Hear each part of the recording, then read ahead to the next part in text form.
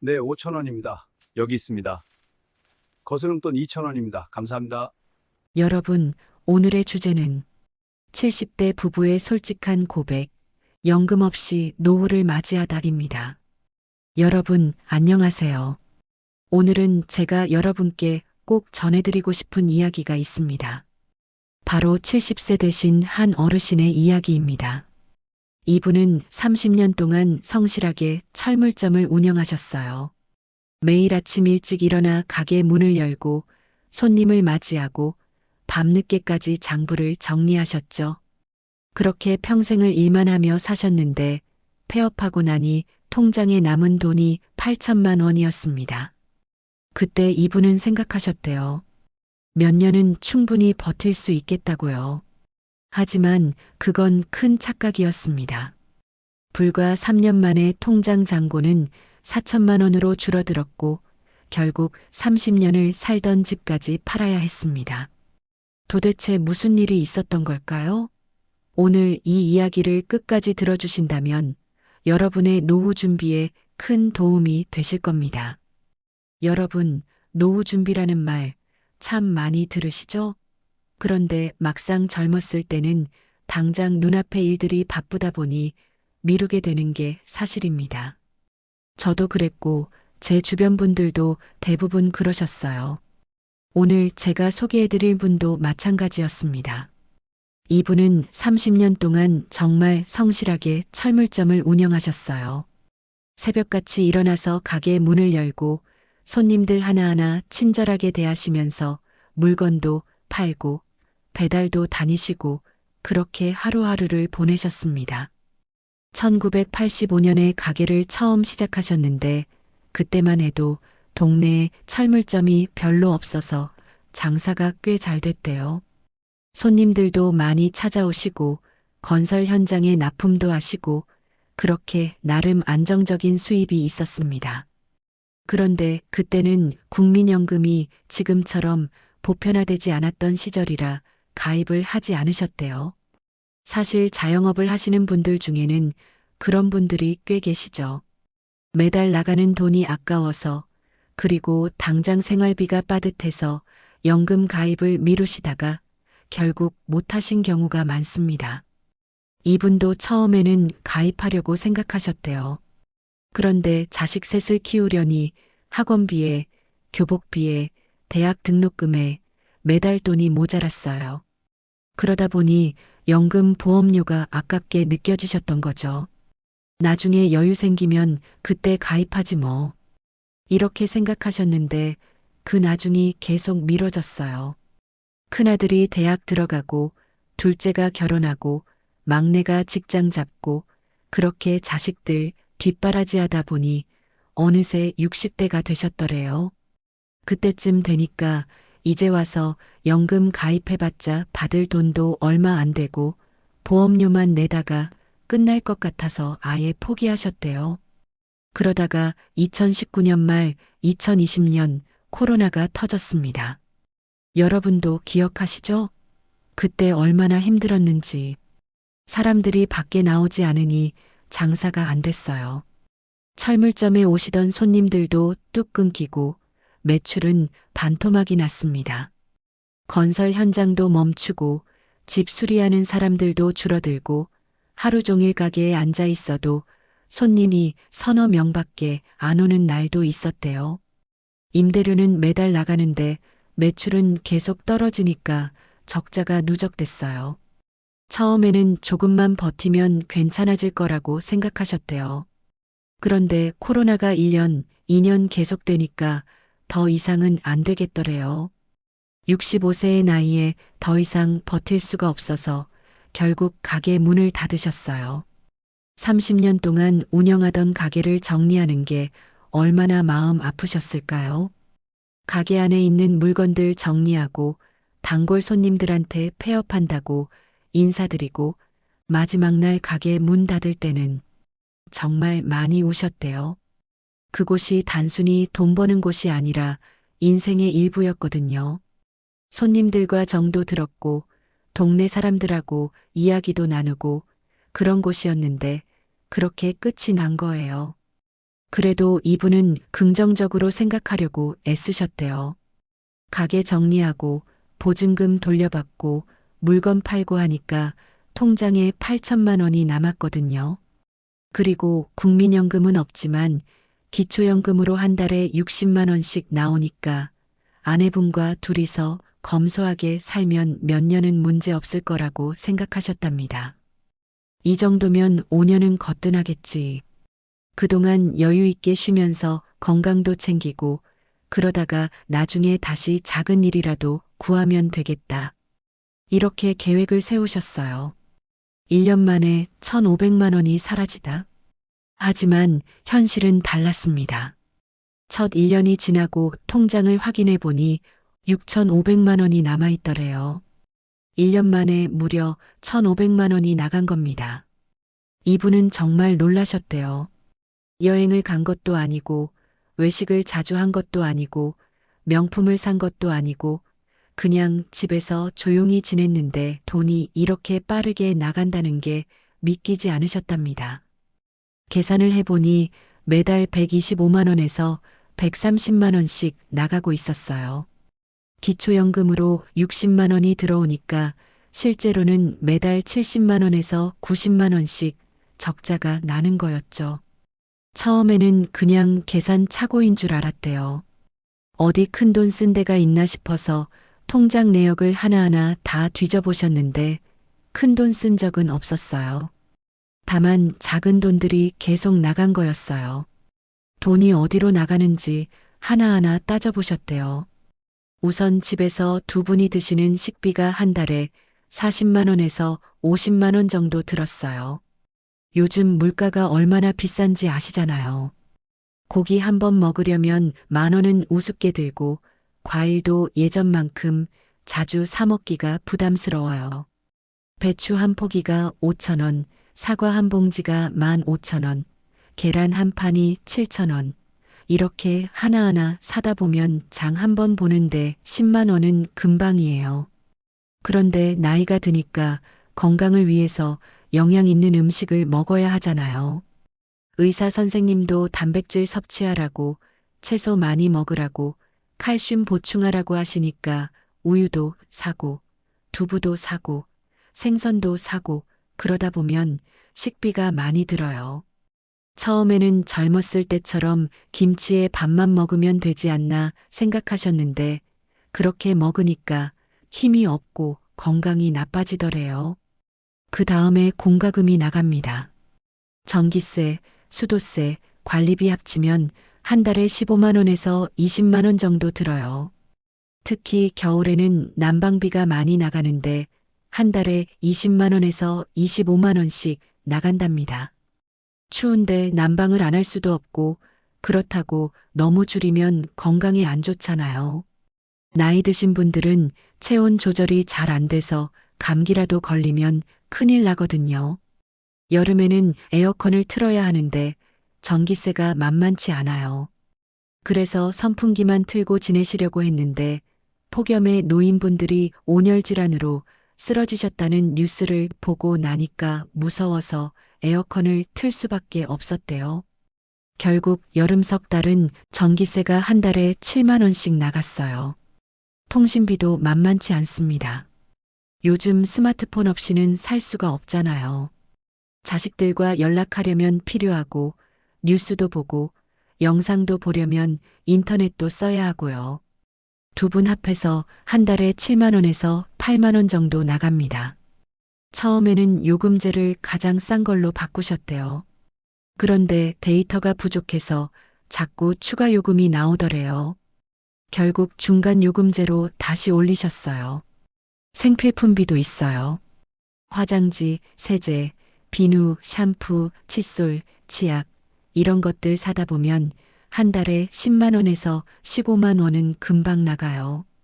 특히 이분 아내분이 피부가 약하셔서 저자극 제품을 쓰셔야 하는데 그런 제품들이 좀 비싸거든요. 그리고 화장지도 싼 걸로 사면 품질이 안 좋아서 결국 중간 가격대 제품을 사게 되고요. 그리고 또 빼놓을 수 없는 게 경조사비입니다. 살다 보면 주변에 경사도 있고 부고도 있잖아요. 친구분들, 친척분들, 예전 단골 손님들, 이런 분들 경조사에 가려면 부조금도 내야 하고 교통비도 들어요. 한 달에 평균 10만 원에서 15만 원 정도는 나간다고 보시면 됩니다. 나이가 들수록 부고가 많아지는데 가지 않을 수도 없고 그렇다고 부조금을 적게 낼 수도 없잖아요. 그런데 진짜 무서운 건 병원비였어요. 나이가 들면 아픈 데가 하나둘씩 생기잖아요. 이분도 당뇨가 있으셔서 매달 병원에 가서 약을 타오셔야 했어요. 당뇨약만 한 달에 2만 원 정도 들어요. 그리고 혈압도 높으셔서 혈압약도 드시고 관절도 안 좋으셔서 물리치료도 받으셔야 했고요. 한 달에 병원비로 기본 7만 원에서 8만 원 정도 나갔는데 이게 고정비예요. 여기에 갑자기 아프면 추가 비용이 더 들어가는 거죠. 한 번은 감기 몸살이 심하게 와서 병원에 갔더니 입원을 하셔야 했대요. 3일 입원하는데 50만 원이 나갔어요. 건강보험이 있어도 비급여 항목이 많아서 생각보다 많이 나가더래요. 또 한 번은 이분이 계단에서 발을 헛디뎌서 손목을 다치셨어요. 병원 가서 엑스레이 찍고 깁스하고 물리치료 받고 하니까 한 달에 30만 원 추가로 나갔습니다. 이렇게 예상치 못한 병원비가 계속 나가니까 정말 무섭더래요. 이렇게 고정적으로 나가는 돈들을 합치니까 한 달에 100만 원에서 110만 원이 나가요. 거기에 갑자기 생기는 비용들이 있잖아요. 옷도 사야 하고 신발도 사야 하고 집에 뭐가 고장나면 고쳐야 하고요. 한 번은 냉장고가 고장나서 수리비로 15만 원 나갔고 또 한 번은 보일러가 말썽을 부려서 20만 원 나갔어요. 겨울 외투도 낡아서 새로 사야 했는데 10만 원 들었고요. 그리고 또 있어요. 미용실 가는 비용, 이발소 가는 비용, 이런 것도 있잖아요. 한 달에 한 번씩 두 분 다 가시면 2만 원에서 3만 원 들어요. 그리고 생일이나 기념일에 조촐하게라도 외식 한 번 하면 3만 원에서 5만 원 들고요. 손주들 생일이면 용돈도 줘야 하고 명절에는 세뱃돈도 줘야 하잖아요. 손주가 셋인데 한 명당 5만 원씩만 줘도 15만 원이에요. 버스나 지하철은 공짜인데 택시 타면 많이 나가고요. 한 번은 병원 가시는데 비가 많이 와서 택시 타셨는데 왕복에 2만 원 나갔대요. 그리고 또 생각지도 못한 비용이 있어요. 이분이 치아가 안 좋으셔서 틀니를 하셨는데 틀니 청소용품 사는데도 돈이 들어요. 틀니 세정제, 틀니 접착제 이런 거 사다 보면 한 달에 2만 원에서 3만 원 나가요. 그리고 영양제도 먹어야 한다고 해서 비타민이랑 칼슘제 사 드시는데 한 달에 5만 원 정도 들어요. 이분은 말씀하셨어요. 별로 안 쓴 것 같은데 돈이 빠지는 게 가장 무서웠다고요. 사실 노후에는 큰 돈 쓸 일이 별로 없을 거라고 생각하시는 분들이 많은데 실제로는 작은 돈들이 계속 나가는 게 더 무섭습니다. 한 번에 몇백만 원씩 쓰는 건 아니지만 매일매일 조금씩 나가다 보니 어느새 통장이 텅텅 비는 거예요. 그렇게 2년 차가 되었습니다. 이때부터는 정말 힘들어지기 시작했어요. 왜냐하면 아내분이 치아가 안 좋으셔서 임플란트를 해야 했거든요. 음식을 제대로 씹지 못하시니까 소화도 안 되고 건강이 나빠지셨어요. 위염도 생기고 영양 섭취도 제대로 못 하시고요. 의사 선생님이 꼭 임플란트를 하셔야 한다고 하셨대요. 임플란트 한 개에 150만 원이에요. 보험 적용이 되긴 하는데 그래도 비싸죠. 아내분은 임플란트를 3개 해야 했어요. 그런데 한꺼번에 다 하면 돈이 너무 많이 나가니까 일단 가장 급한 2개만 하기로 하셨대요. 그래도 300만 원이 나갔습니다. 통장에서 300만 원이 한꺼번에 빠져나가니까 정말 아찔하셨대요. 그리고 이분도 무릎이 너무 아프셔서 병원에 갔더니 연골이 많이 닳았다고 하더래요. 주사를 맞아야 한다고 하셨어요. 한 번에 30만 원씩 하는 주사를 석 달에 한 번씩 맞으셔야 했습니다. 1년에 4번 맞으면 120만 원이에요. 건강보험 적용이 안 되는 주사라서 비용이 부담스러웠지만 안 맞으면 걷기도 힘들다고 하니까 어쩔 수 없었어요. 또 아내분이 백내장 수술도 하셨어요. 한쪽 눈 수술하는데 80만 원 나갔어요. 건강보험 적용돼서 이 정도지 안 되면 200만 원 넘게 든다고 하더래요. 양쪽 눈 다 해야 했는데 일단 더 안 좋은 쪽만 하기로 하셨어요. 이렇게 예상치 못한 병원비가 계속 나가니까 2년 차에는 1,700만 원이 나갔어요. 1년 차보다 더 많이 나간 거죠. 통장 잔고를 보니 4,800만 원밖에 안 남았더래요. 이분은 그때부터 정말 불안해지기 시작하셨대요. 이 속도로 나가면 2년도 못 버티겠다 싶으셨거든요. 3년이 지나고 통장을 확인해 보니 4천만 원밖에 안 남았더래요. 8천만 원이 3년 만에 4천만 원으로 줄어든 겁니다. 이분은 그제야 정말 심각하다는 걸 느끼셨대요. 이 속도로 나가면 1년도 못 버틸 것 같았거든요. 밤에 잠도 제대로 못 주무시고 아내분과 마주 앉아서 앞으로 어떻게 살아야 할지 고민하셨답니다. 매일 밤 계산기를 두드리셨대요. 4천만 원 남았는데 한 달에 70만 원씩 적자가 나면 2년 반 정도 버틸 수 있어요. 그런데 또 큰 병원비가 나가면? 그러면 1년도 못 버틸 수 있어요. 그렇다고 식비를 더 줄일 수도 없고 병원을 안 갈 수도 없고 난방을 안 할 수도 없잖아요. 정말 막막하셨대요. 그런데 자식들한테는 차마 말씀을 못 하셨대요. 자식들도 다들 자기 살기 바쁘잖아요. 큰아들은 회사 다니면서 2자녀 키우는데 집 대출금도 있고 애들 학원비에 한 달에 80만 원씩 나간다고 하더래요. 둘째 딸은 자영업을 하는데 코로나 이후로 장사가 안 돼서 힘들다고 하고요. 막내 아들은 결혼한 지 얼마 안 됐는데 아직 전세 살면서 자금 모으고 있대요. 애들 학원비에 집 대출금에 생활비에 하나같이 여유가 없는데 부모가 힘들다고 손 벌릴 수는 없었다고 하시더라고요. 그래서 계속 숨기고 사셨는데 명절에 큰아들이 와서 부모님 얼굴을 보더니 눈치를 채셨나 봐요. 이분이 많이 야위셨거든요. 걱정하느라 밤잠도 못 주무시고 식사도 제대로 못 하시고 그러니까 건강이 나빠지신 거예요. 큰아들이 조심스럽게 물어보셨대요. 아버지, 혹시 무슨 걱정 있으세요? 요즘 얼굴이 많이 안 좋으신 것 같은데요. 이분은 처음에는 아무것도 아니라고 하셨어요. 그런데 큰아들이 계속 물어보니까 결국 통장 잔고가 얼마나 남았는지 말씀드렸답니다. 큰아들이 깜짝 놀라면서 바로 동생들한테 연락했어요. 그리고 다음 주말에 형제들을 다 모았습니다. 가족회의를 한 거예요. 자식들이 부모님 통장 잔고를 듣고 모두 놀랐대요. 8천만 원이 3년 만에 3천만 원으로 줄어들었다는 게 믿기지 않았던 거죠. 큰아들이 말했어요.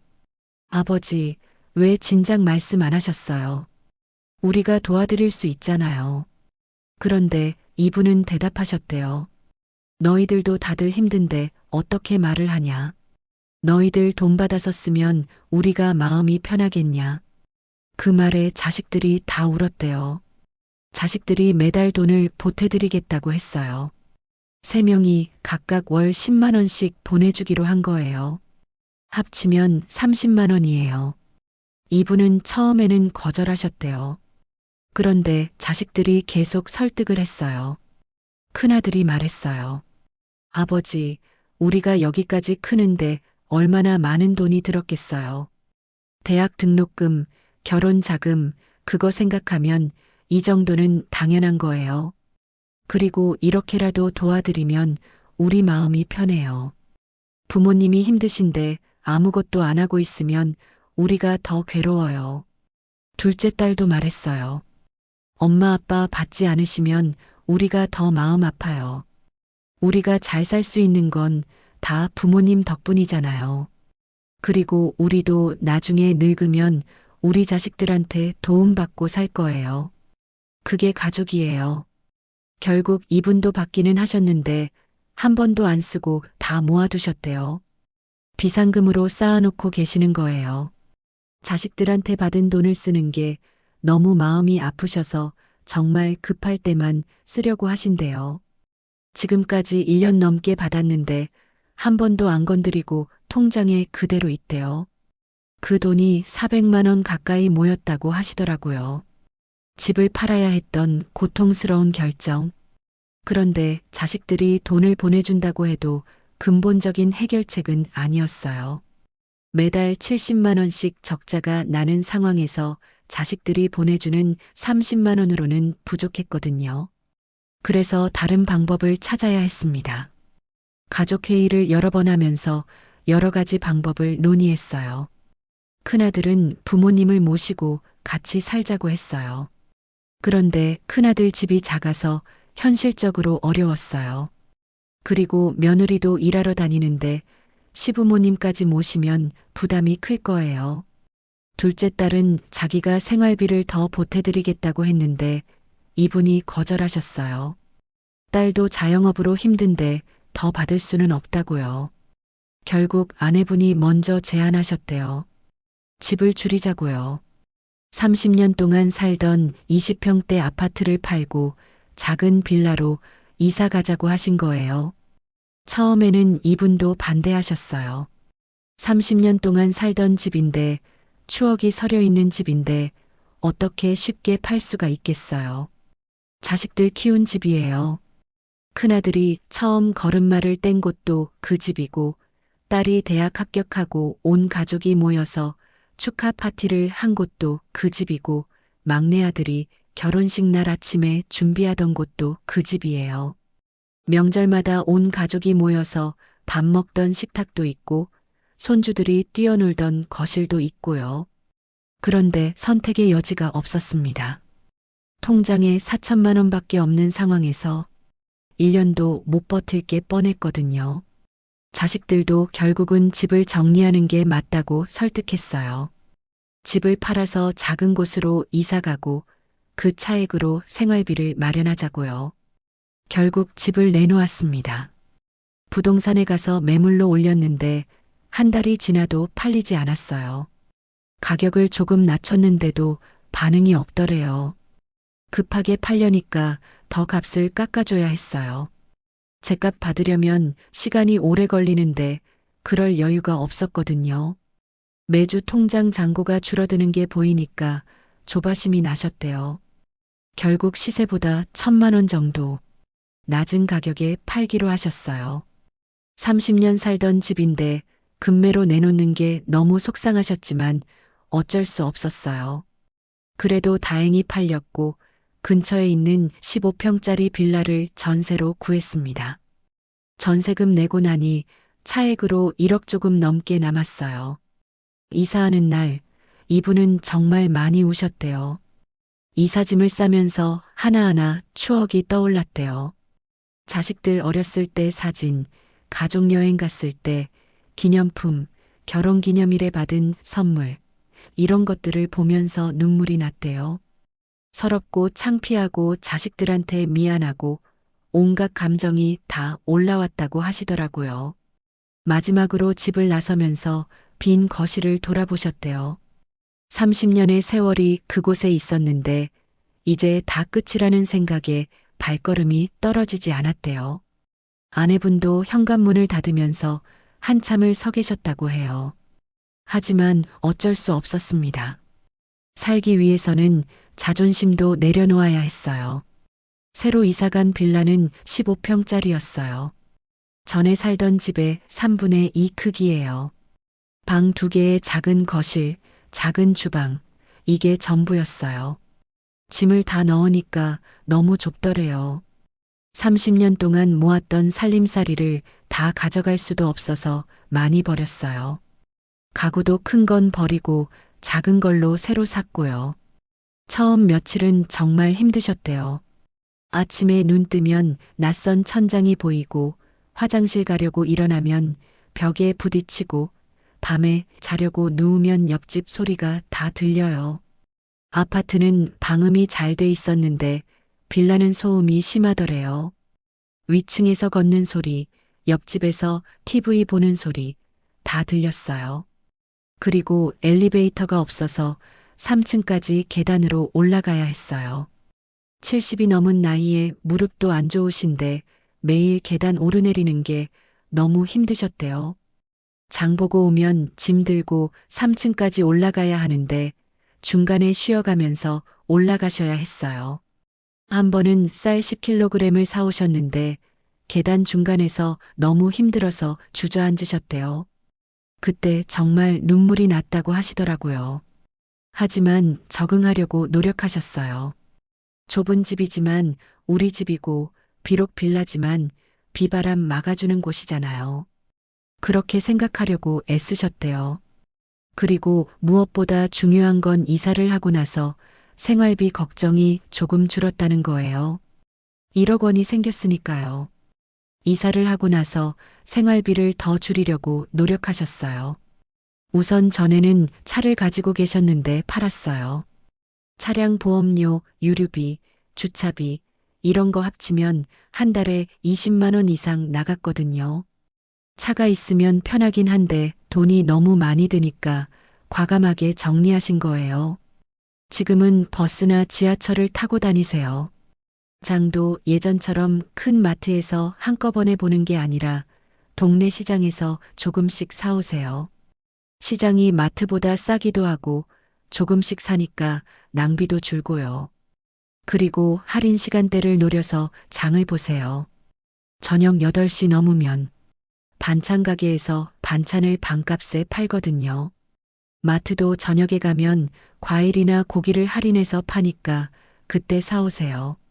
식사도 검소하게 하세요.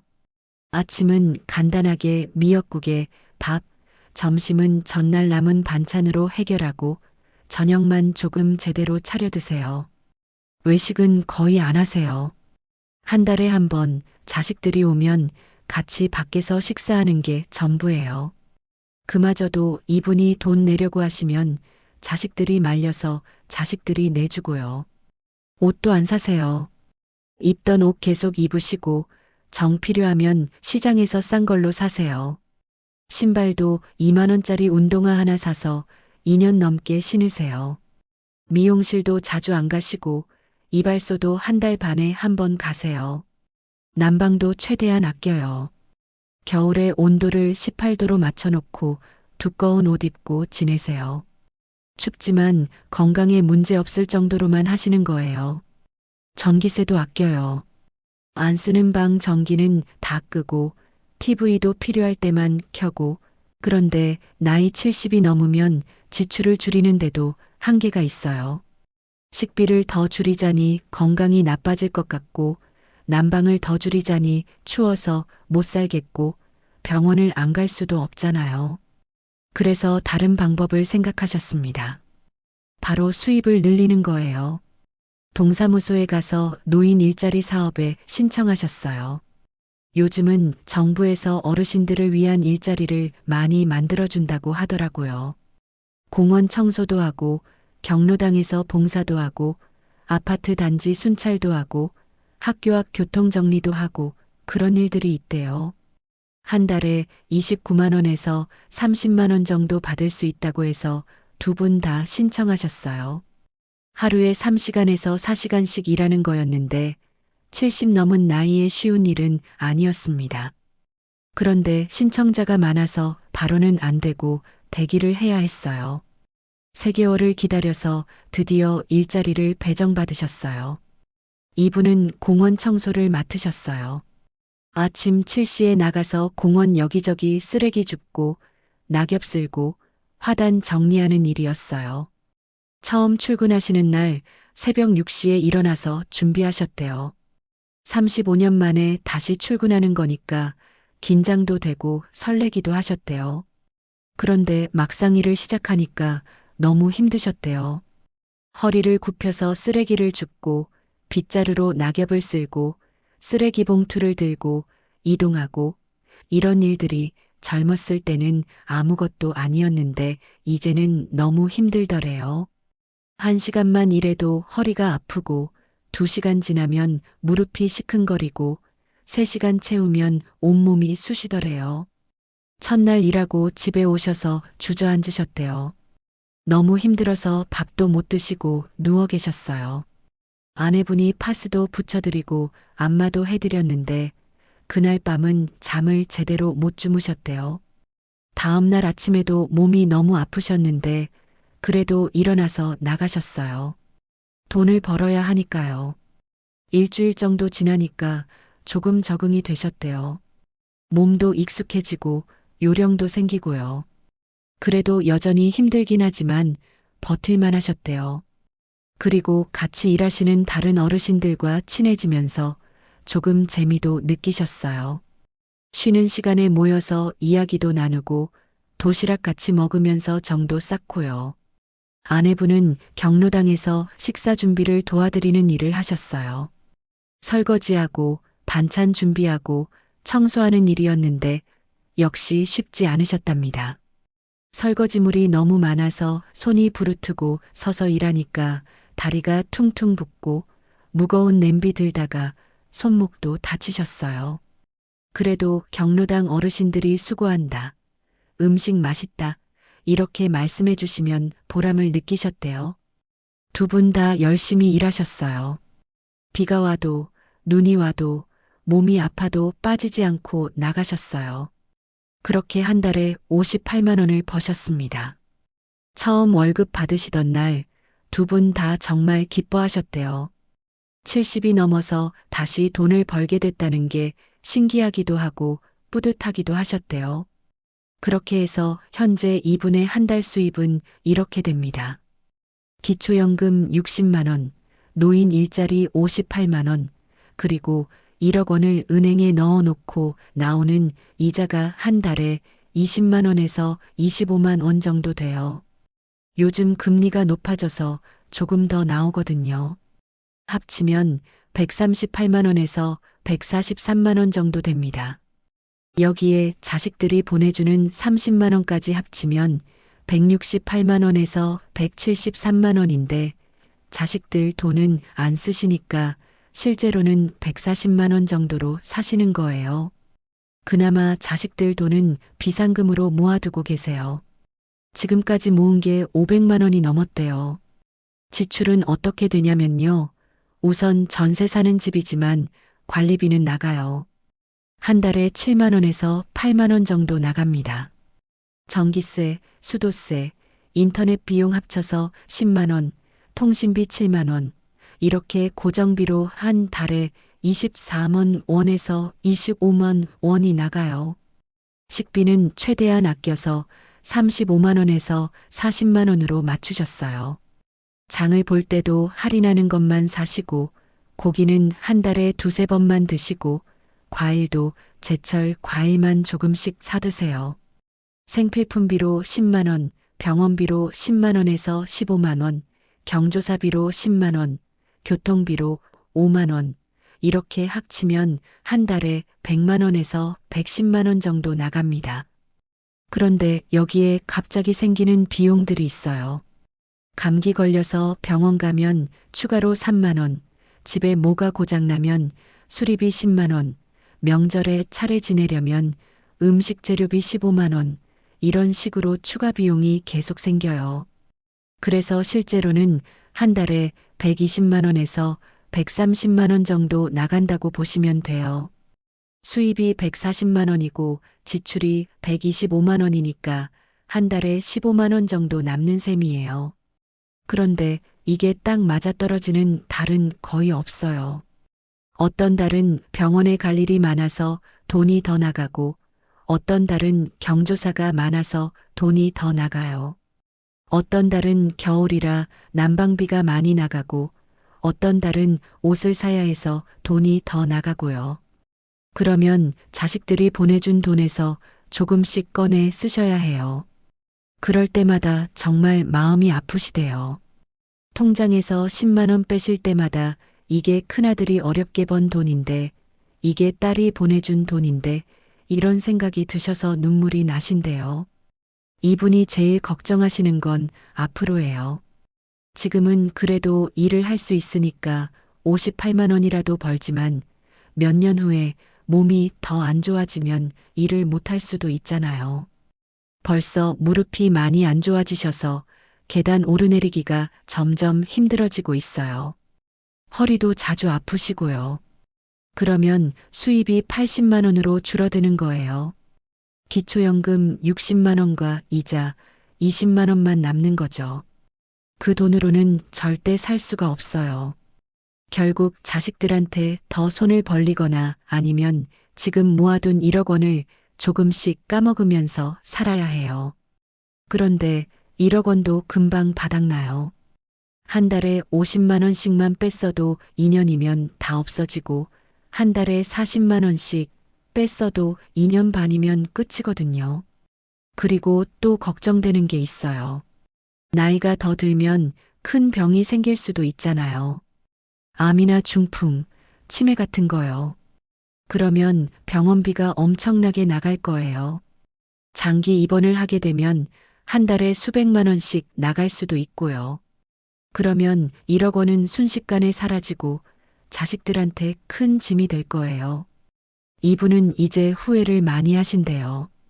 젊었을 때 연금에 가입할 걸 그때는 한 달에 10만 원도 아까웠는데 지금 생각하면 그게 얼마나 중요한 돈이었는지 모르겠다고 하시더라고요.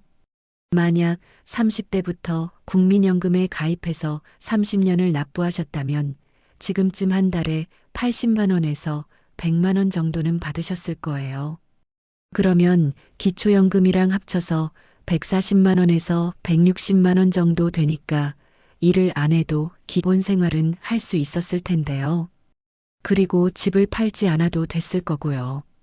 30년 살던 집에서 계속 살 수 있었을 거예요. 자식들한테 손도 안 벌렸을 거고요. 그때 한 달에 10만 원이 아까워서 안 냈는데 30년 동안 내봤자 3,600만 원이에요. 그 돈 내고 지금 매달 80만 원씩 받으면 4년이면 원금 뽑고 그 이후로는 계속 받는 건데 왜 그걸 몰랐을까요? 정말 바보 같았어요. 이분이 여러분께 꼭 전하고 싶다고 하신 말씀이 있어요. 노후에는 최소한 한 달에 150만 원은 있어야 한다고 하세요. 밥 먹고 병원 가고 공과금 내고 그렇게 기본적으로 사는데 150만 원이 필요하다는 거예요. 여행도 가고 외식도 하고 손주들한테 용돈도 주고 그렇게 여유 있게 살려면 200만 원에서 250만 원은 있어야 한대요. 그게 부부 기준이에요. 혼자 사시는 분들은 조금 덜 들겠지만 그래도 최소 120만 원에서 150만 원은 있어야 할 거예요. 그리고 또 한 가지 건강이 정말 중요하다고 하셨어요. 건강하면 70이 넘어도 일을 할 수 있고 돈도 벌 수 있고 병원비도 덜 나가요. 그런데 건강을 잃으면 정말 끝이래요. 일도 못하고 병원비는 계속 나가고 그러면 아무리 돈이 있어도 금방 바닥나요. 그래서 젊었을 때부터 운동하고 건강 관리하고 검진 받고 그렇게 해야 한다고 하셨어요. 이분의 이야기를 들으면서 저도 많은 생각이 들었습니다. 우리는 보통 노후 준비라고 하면 큰 돈을 모으는 것만 생각하는데 사실 더 중요한 건 꾸준한 수입이에요. 통장에 몇 천만 원이 있어도 수입이 없으면 금방 바닥나요. 하지만 한 달에 150만 원씩 꾸준히 들어오는 연금이 있다면 그게 훨씬 든든한 거예요. 그리고 집이요. 집도 무조건 크고 비싼 게 좋은 게 아니에요. 노후에는 관리하기 편한 집, 관리비 적게 나오는 집, 엘리베이터 있는 집이 훨씬 좋아요. 30평대 아파트에 혼자 사시는 분들 많잖아요. 그런데 청소하기도 힘들고 난방비도 많이 나가고 관리비도 많이 나가요. 차라리 작은 집으로 옮기고 그 차액으로 생활비를 마련하는 게 나을 수도 있어요. 그리고 또 하나 자식들과의 관계도 중요합니다. 이분은 자식들한테 솔직하게 말씀드리는 게 너무 어려우셨대요. 부모로서의 자존심도 있고 자식들한테 짐이 되기 싫으시고요. 그런데 결국은 말씀을 드리셔야 했어요. 그리고 말씀을 드리고 나니까 오히려 마음이 편해지셨대요. 자식들도 이해해주고 도와주려고 하고요. 물론 자식들한테 무조건 의지하라는 말씀은 아니에요. 하지만 정말 힘들 때는 솔직하게 말하고 함께 해결 방법을 찾는 게 중요하다는 거죠. 숨기고 혼자 끙끙 앓다가 더 큰 문제가 되는 것보다는 미리 말하고 함께 준비하는 게 훨씬 낫다는 거예요. 요즘 뉴스를 보면 노인 빈곤율이 정말 높다고 해요. 우리나라 노인 10명 중 4명 이상이 빈곤선 아래에서 사신대요. OECD 국가 중에서 1위래요. 선진국 중에서 제일 높은 수치예요. 다른 나라들은 노인 빈곤율이 10%에서 15% 정도인데 우리나라는 40%가 넘어요. 왜 그럴까요? 바로 준비가 안 돼 있기 때문이에요. 우리 세대, 특히 지금 70대, 80대 되신 분들은 자식 교육시키고 집 장만하고 그러다 보니 정작 자기 노후는 준비 못한 경우가 많아요. 그때는 연금 제도도 잘 안 돼 있었고 노후 준비에 대한 인식도 부족했어요. 그리고 자식들이 잘 되면 알아서 모시겠지 하는 생각도 있었고요. 예전에는 실제로 그랬잖아요. 부모님 모시고 사는 게 당연했고 큰아들이 부모님 모시는 게 의무였어요. 그런데 요즘 세상이 그렇지 않잖아요. 자식들도 자기 살기 바쁘고 맞벌이해야 하고 집값은 비싸고 애들 교육비는 천정부지고 부모를 모시고 살기가 현실적으로 어려워요. 이분도 말씀하셨어요. 내가 젊었을 때는 우리 부모님을 모시고 살았어요. 그게 당연한 거였죠. 그런데 지금 내 자식들한테 같이 살자고 할 수가 없어요. 세상이 달라졌으니까요. 자식들도 힘든데 부담 주기 싫어요.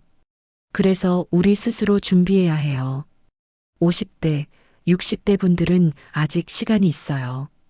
지금부터라도 연금 가입하시고 건강 관리하시고 노후 자금 모으시고 그렇게 준비하셔야 해요.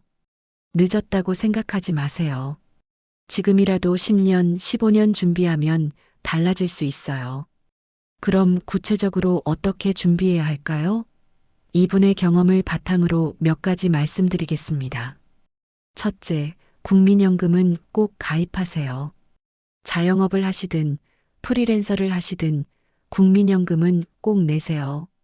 한 달에 10만 원, 20만 원 아깝다고 생각하지 마시고 노후를 위한 저축이라고 생각하세요. 20년, 30년 내면 노후에 매달 받는 돈이 생겨요. 그게 얼마나 든든한지 몰라요. 둘째, 개인연금이나 퇴직연금도 활용하세요. 국민연금만으로는 부족할 수 있어요. 그래서 추가로 개인연금을 들거나 퇴직연금을 잘 관리하시는 게 좋아요. 세액 공제도 받을 수 있으니까 절세 효과도 있고요. 셋째, 건강 관리를 철저히 하세요. 건강이 곧 돈이에요. 건강하면 병원비도 안 나가고 일도 할 수 있고 삶의 질도 높아요. 젊었을 때부터 꾸준히 운동하고 정기 검진 받고 건강한 식습관 유지하세요. 담배는 꼭 끊으시고 술도 줄이시고요. 넷째, 집은 적절한 크기로 준비하세요. 무리해서 큰 집 살 필요 없어요. 노후에 관리하기 편한 크기가 좋아요. 그리고 노후에는 엘리베이터 있는 집이 정말 중요해요. 계단 오르내리는 게 나이 들면 정말 힘들거든요. 다섯째, 노후 생활비를 현실적으로 계산하세요. 막연하게 생각하지 말고 실제로 한 달에 얼마가 필요한지 계산해 보세요. 식비, 공과금, 병원비, 통신비, 경조사비, 이런 걸 다 합치면 생각보다 많이 나가요. 최소 부부 기준 150만 원은 필요하다고 보시면 돼요. 여섯째, 부채를 정리하세요. 노후에 빚이 있으면 정말 힘들어요. 은퇴 전에 집 대출, 자동차 할부, 카드빚, 이런 거 다 정리하세요. 빚 없는 게 가장 큰 재산이에요. 일곱째, 자식 교육에 과도하게 투자하지 마세요. 자식 교육도 중요하지만 부모 노후도 중요해요. 자식 대학 보내겠다고 노후 자금까지 다 쓰면 안 돼요. 자식은 장학금도 받을 수 있고 대출도 받을 수 있고 스스로 일해서 갚을 수 있어요. 하지만 노후는 대출로 살 수 없어요.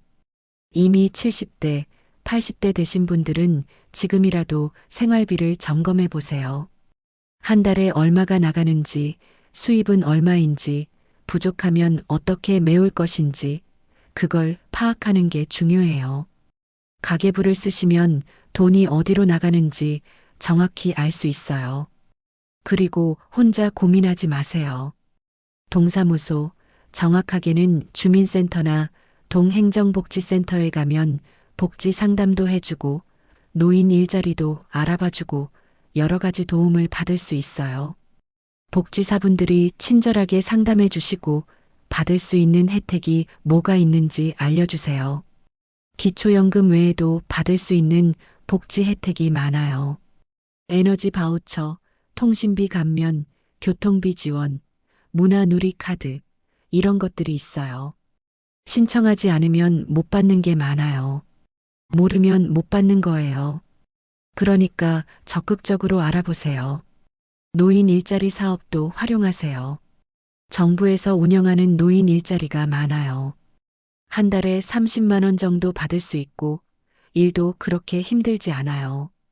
공원 관리, 급식 보조, 아파트 순찰, 교통 정리, 환경 개선, 이런 일들이 있어요.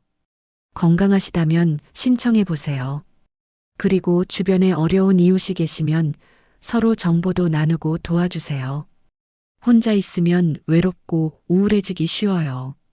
경로당이나 복지관에 나가서 다른 분들과 교류하시는 것도 좋아요. 정신 건강도 중요하거든요. 이분은 지금도 매일 아침 7시에 일어나서 공원 청소를 하러 가십니다. 힘들지만 건강하게 일할 수 있다는 게 감사하다고 하세요. 그리고 작은 집이지만 따뜻하게 살 수 있어서 감사하다고, 자식들이 건강해서 감사하다고, 아내와 함께 있어서 감사하다고 하세요.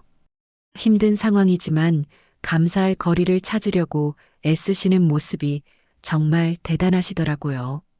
어떤 날은 공원에서 쓰레기를 줍다가 예쁜 꽃을 발견하면 사진을 찍으신대요.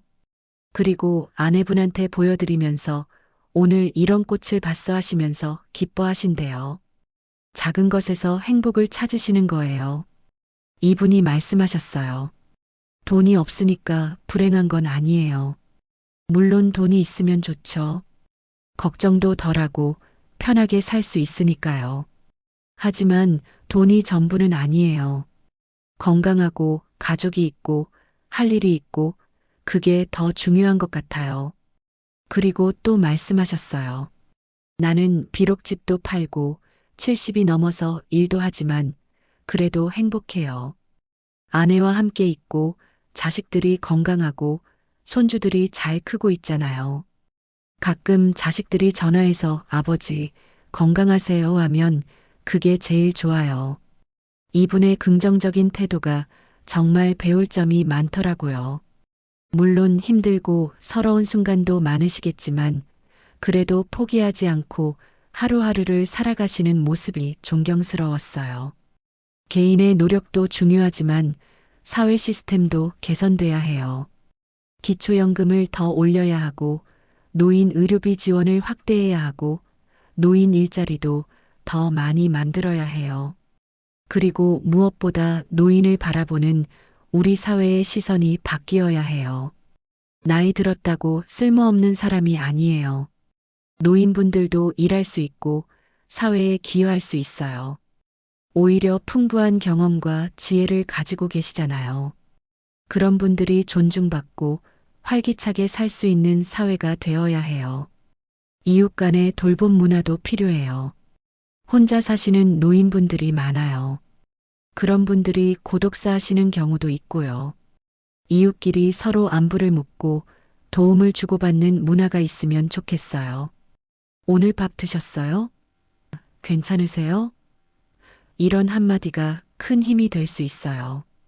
그리고 노인 복지 정책도 더 현실적이어야 해요. 서류가 너무 복잡하면 노인분들이 신청을 못 하세요. 좀 더 간편하게 자동으로 혜택을 받을 수 있게 시스템을 개선해야 해요. 여러분, 노후는 누구에게나 찾아옵니다. 지금은 젊고 건강해도 시간이 지나면 누구나 늙어요. 준비하지 않으면 이분처럼 힘든 시간을 보내실 수도 있어요.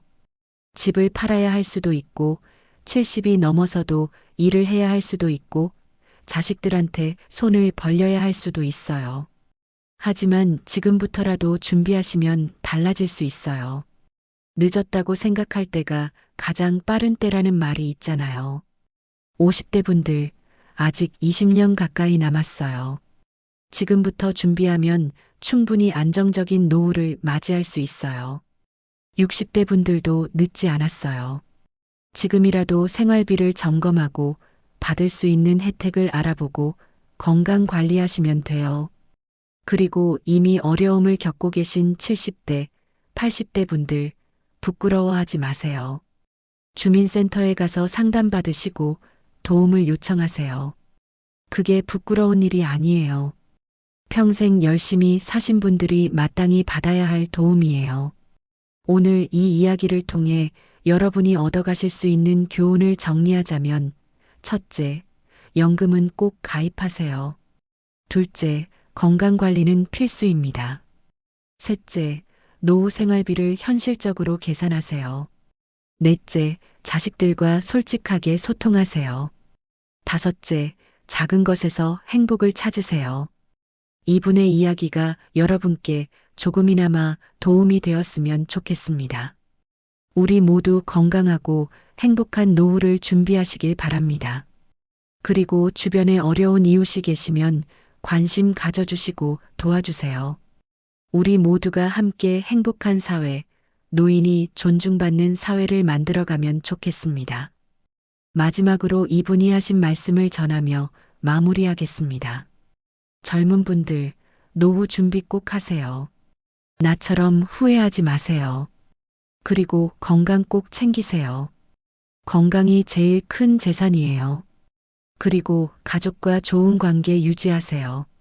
나이 들면 가족이 전부예요. 마지막으로 돈만 쫓지 마세요. 돈도 중요하지만 사랑하는 사람들과 함께하는 시간, 작은 것에서 행복을 느끼는 마음, 그게 더 중요해요. 감사합니다. 오늘 하루도 건강하게 보내시고 사랑하는 가족들과 행복한 시간 보내세요.